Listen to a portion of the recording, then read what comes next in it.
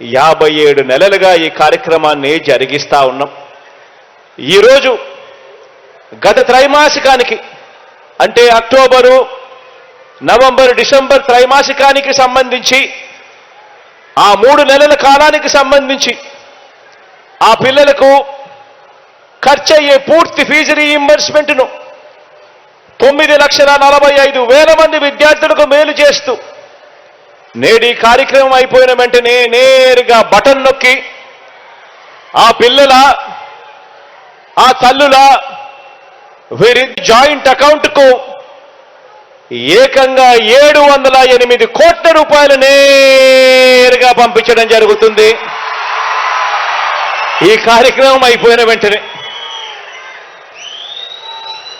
ఈ 708 కోట్ల రూపాయలతో కలుపుకొని ఈ 57 నెలల కాలంలోనే అక్షరాల మీ అన్న ప్రభుత్వం చెల్లించిన ఈ పూర్తి ఫీజుల మొత్తాన్నే తీసుకుంటే ఏకంగా 29,66,000 మంది పిల్లలకు మంచి జరిగిస్తూ ఇప్పటిదాకా జగనన్న విద్యా దీవెన అనే ఈ ఒక్క కార్యక్రమం ద్వారానే 12,609 కోట్ల రూపాయలు నా అక్క చెల్లెమ్మల కుటుంబాల ఖాతాల్లోకి నేరుగా జమ చేయడం జరిగింది.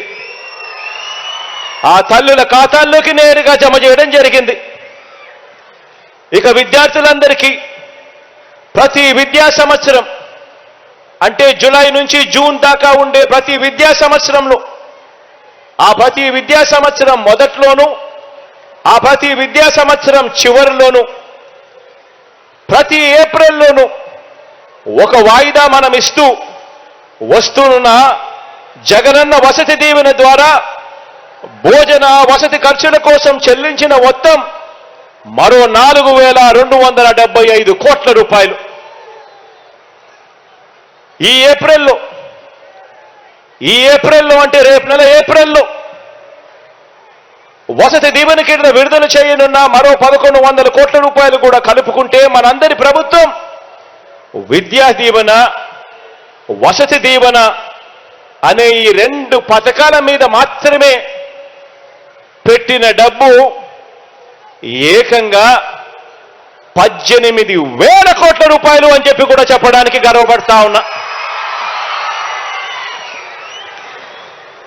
ఇలా కేవలం పెద్ద చదువులు చదువుతా ఉన్న పిల్లలు బాగుపడాలి, ఆ కుటుంబాలు బాగుపడాలి, ఆ పిల్లలకు మంచి జరగాలి, ఆ కుటుంబాలకు మంచి జరగాలి అని ప్రతి అడుగు కూడా వేస్తూ వచ్చాం.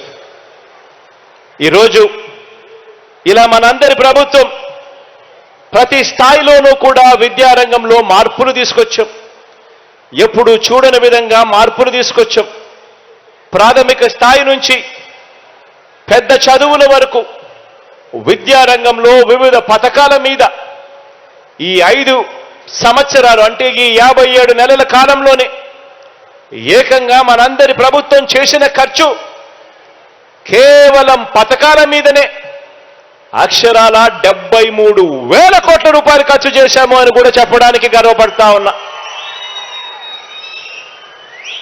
ఈ 73,000 కోట్లు గవర్నమెంట్ రంగంలో ఉన్న టీచర్లకు ఇచ్చే జీతాలు కాదు.